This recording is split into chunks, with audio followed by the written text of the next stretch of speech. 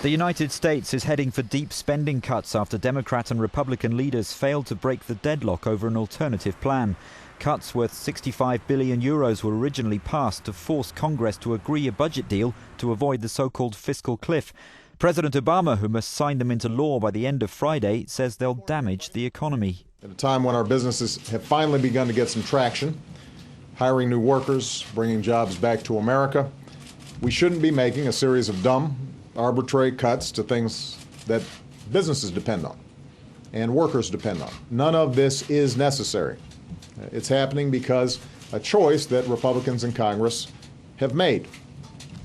They've allowed these cuts to happen.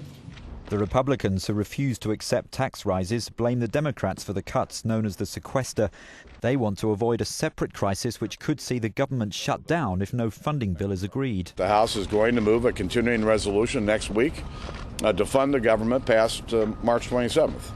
And I'm hopeful that we won't have to deal with the threat of a government shutdown while we're dealing with the sequester at the same time. The House will act next week, and I hope the Senate will follow suit. Thanks. Worst hit by the cuts will be defence. The military stands to lose 35 billion euros, 10% of its budget. The impacts will also be felt in education. Teachers will begin to lose their jobs as money runs out. Other federal workers face being laid off temporarily without pay.